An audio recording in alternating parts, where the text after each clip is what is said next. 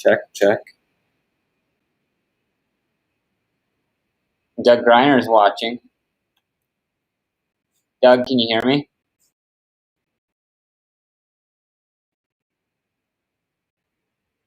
Yeah. There we go. Check. We're good. Now we're on. Yep, we're good. Five eyeballs. God, we start so hot all the time, and then we just trail. We need to transition the other direction. Whoa, we look like. Okay. Been working hard on these graphics. Thanks for that, Doug. Bam. All right. Should we just hit it? Yeah. Well, welcome to Tune In Tuesday. This is the Tuesday talk show with Chris and Chris, where we talk about all things going on at Moorhead Country Club, the daily, weekly activities here at the club, and have a little fun along the way. So today we have the MSUM Women's Dragon Scramble. We have 113 women out playing the golf course right now. Have you ever seen, in the Fargo-Moorhead area, have you ever seen an event that can get that many women playing golf at one time? No. I've never seen 113 women anywhere together at the same time. Well, at once. Right, at once. So, pretty cool event that we've got going on today. The proceeds go to women's athletics at MSUM. The course today will reopen at right around 5:30. So if you are itching to get out and play some golf, guess what? We were just talking about this. For those of you that play golf at MCC, if you want to play golf and you actually work for a living, some of these events are actually a nice way to play golf, because at the end of it, when you're done with work, what happens to the golf course? Wide open. Not a soul out there. They're all off the golf course. So usually what we end up fielding in the golf shop is we get questions about, hey, I see the tee sheet's blocked off, and then all the tee times are booked after it. Tell you what, if you ever see a shotgun event that looks like that on the tee sheet, give us a call in the golf shop, or honestly, you can probably just come on out when that event is done and the whole golf course is open. So just because you don't see any tee times available, give us a call at the shop. We'll be sure to get you out. Usually, the people that work for a living end up liking the events, because then you don't have to worry about daily play bogging down the golf course. It's wide open. So that's just that's a tip from the pros right there. So work, Doug. You work. You totally work, Doug. All right. So you have anything to add before we hop into the week's events? We have any big news? Anything? No, we do not have any big news. Okay. We get to roast some swings today. Us swing. Yeah. Us swing. We get a swing roast today. So we'll keep you. Actually, I think we talked about it yesterday or last Tuesday, didn't we? Who it was? Yeah. Yep. So. He knows he's getting roasted today. Right, Jesse? Is he on? Is he one of the 9? Jesse got eyeballs on us. So here, let's hop into the weekly activities. So there's actually some fun stuff happening now. So Wednesday, of course, Ladies' Day, right? Something that's changed, and you will see it. Check your inboxes here. Something that's changed with Women's Day now. It is expanding, so now it goes from 3 o'clock until 7. All right, and we'll talk about more of this 7 o'clock time frame that also continues into the Thursday. But the game is cha-cha-cha.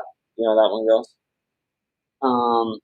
I've always played the cha-cha-cha as a 3-person game. Yep, it's a blind, and it'll be blind. Blind. So you don't sign up with blind. What's that? How do I play blind? Carefully. Do I wear a blindfold? Very carefully.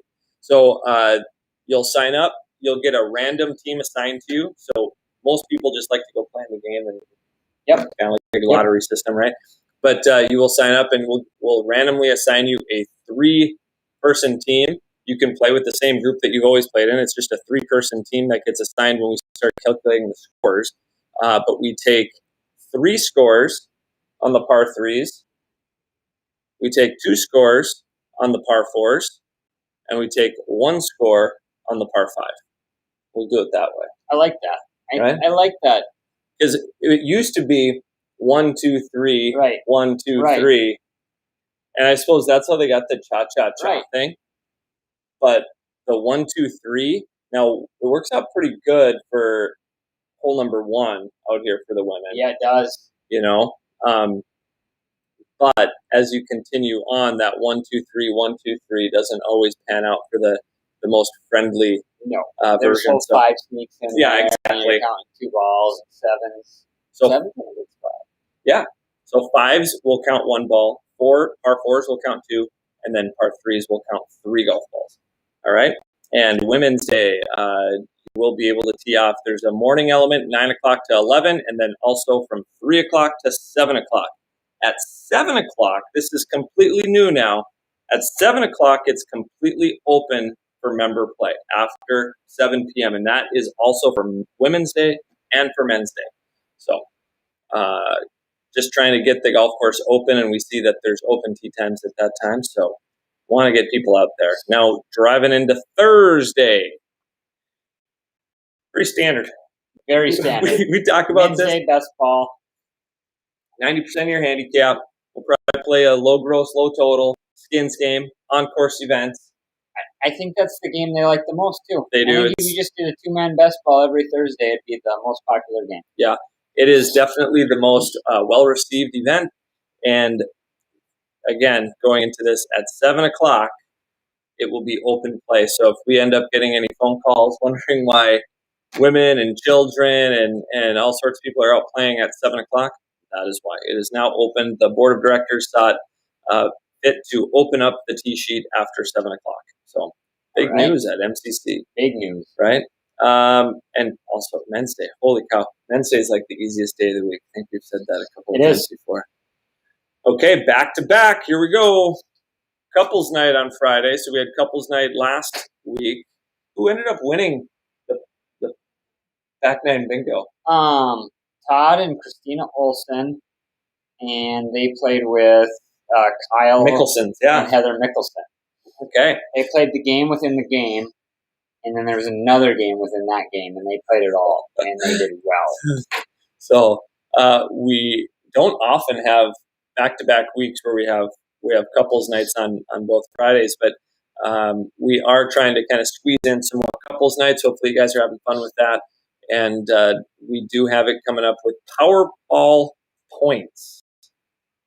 You remember how this one went? So yeah, you're going to get on, when you register, when you come in to get your stuff, you're going to get a bag of balls. And you're going to get different numbers on each ball. Okay? Not a see-through one though, right? No, hopefully not a see-through one. And you're going to reach in prior to the start of the hole. Right? Yeah. Prior to the start of the hole and pull out a number. And on that number, it's going to have like a 1, a 2, a 3, a 4, or 5. And that's going to be your multiplier. And you multiply that because this is a points game. So it's a Stableford type. So you score points by making bogey, par, birdie, etc. So let's say you make a birdie, 3 points, or are we going 4 points? I think we go standard Stableford. Okay, so 3 points for birdie. And you pull out a number 3. 3, 3, 9. Scored 9 points on that hole. So if you happen to hit like hole 1, I pull up 5 and I make eagle. 4 times 5, 20 points. And the other part to this is that there's it's all net too. Correct. So you'll actually there might be some big point swings. So on the scorecard, people will have to write which ball that they pulled on the particular hole. Correct. So really fun game. The golf side of it's very simple, right? You're just basically pulling the lotto balls out of the bag, marking it on the scorecard along with your actual score, and then we kind of tabulate it out at the end. So there's a little bit of a randomness to who wins. So you might play great, but pull the golf balls on the wrong hole. Right. And vice versa. You might not play that great, but you happen to, maybe you had a good hole, and that was the hole that you got a 5 multiplier on, and then you end up scraping all the points, right? So kind of a fun, easy game. Saturday and Sunday, open play. So that's fun. I love seeing that. And then also coming back right around on Monday, we have another open play after 12 p.m. because 12 is when Maintenance Monday closes up. And then we rip into next Tuesday, 1 week from today, and we've got the RDO event, and that's at 12:30 p.m. Again, golf course opens up about 5 hours after that event. And for those of you that work, again, come out and play. Come on out after. It should be pretty open.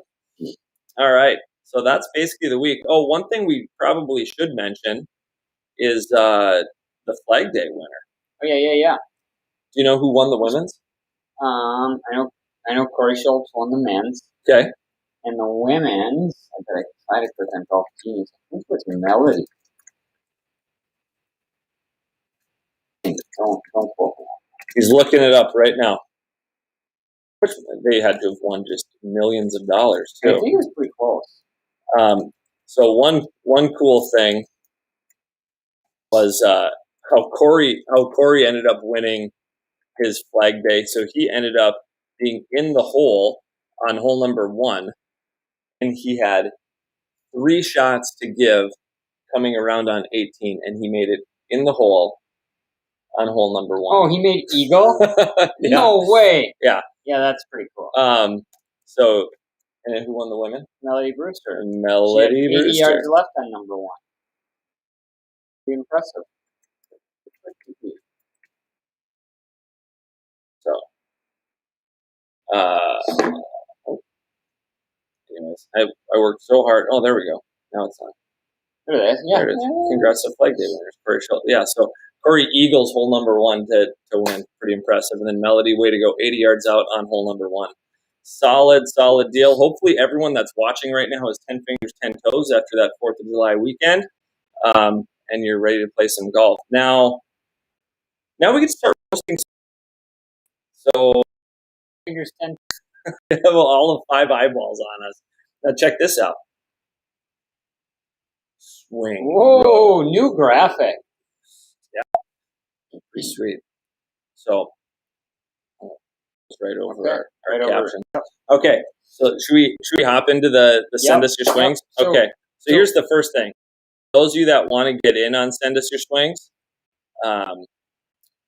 you can send your swings to Goose right there. And if you want us to take a peek at your swing, give you some feedback, the only deal is you got to do it on social media here. You got to be able to be okay with what we say and how we say it. So you got to have a little bit of thick skin.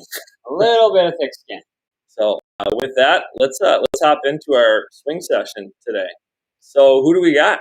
We have Mr. Jesse Score. All right, I got to figure out how to share this screen again. There we go. Looks like he.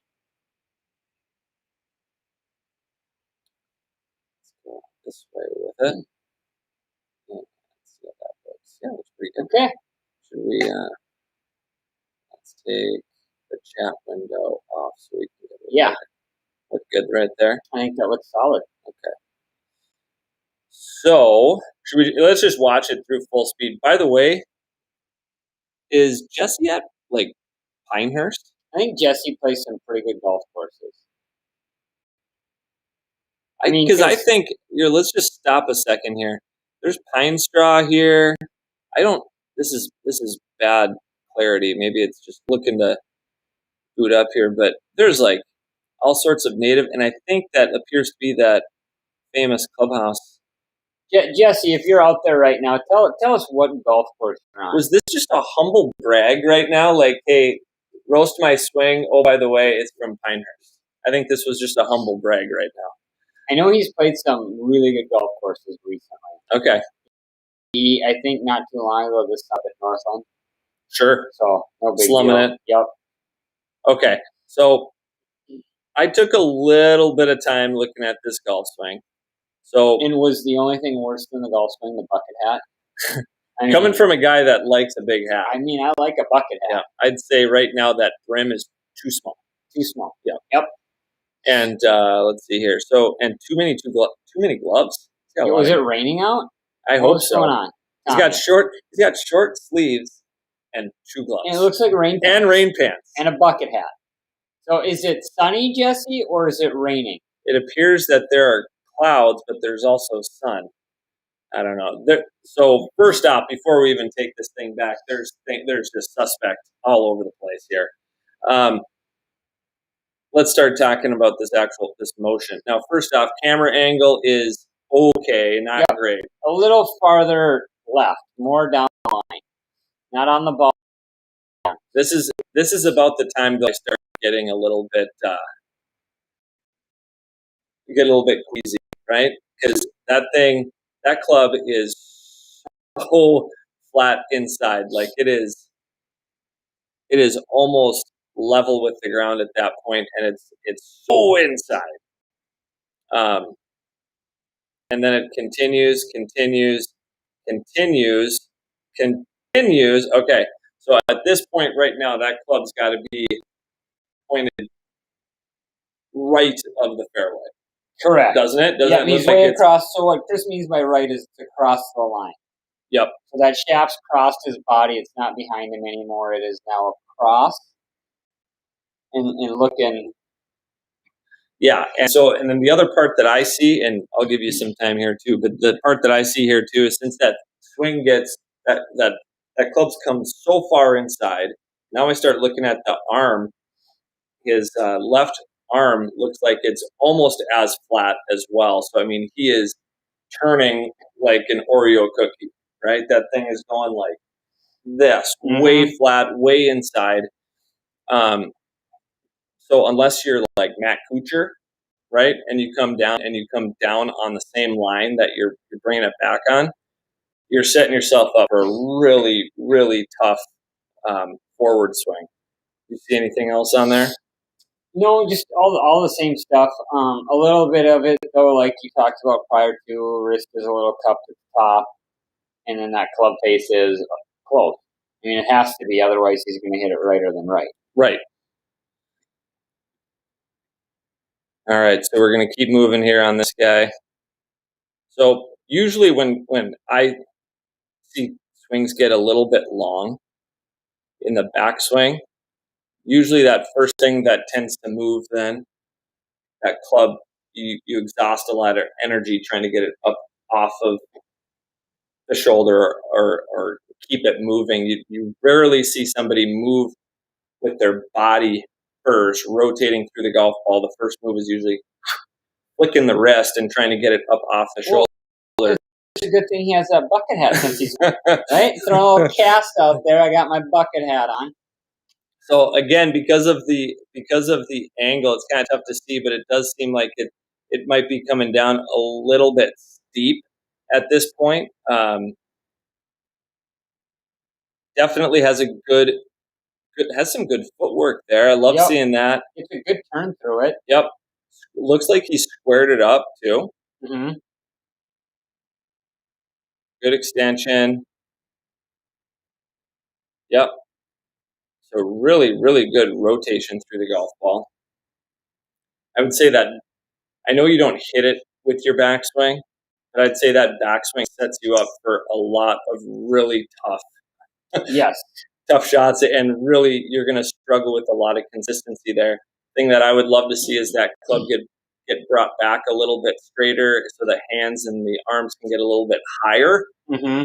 And all of it moving together. So when you take it back flat and inside, that club gets pointed out away from you, and you've lost all your connection too, which is keeps it on plane. Make sure you hit it with power.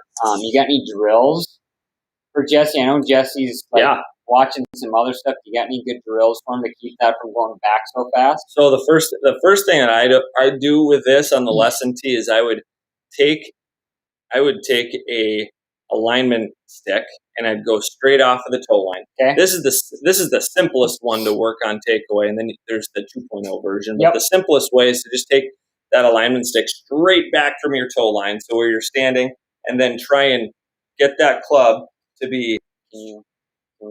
I don't know. Can we? Sure. Yeah. You're trying to go this way with it. Just get to us so you can talk about what you want to show. Go like that? Yeah, go like that. Now you can see us. But if you take an alignment stick and you just kind of move that straight back off of the toe line, and then you try and, as that club comes back, you're trying to trace that alignment stick on the way back so that way the club doesn't get sucked onto the right side of the alignment stick. The other thing that I like to do is once you have that alignment stick directly behind you, right off of your toe line, then I will take like a foam noodle on top of that alignment stick. So that way I have that. So are you feedback. talking? Are you talking? I'm going to grab an alignment stick here. Yep. Snatch it. So on that toe line, are you talking an alignment stick laying flat on the ground like this on the toe line, or up like? So I'm talking.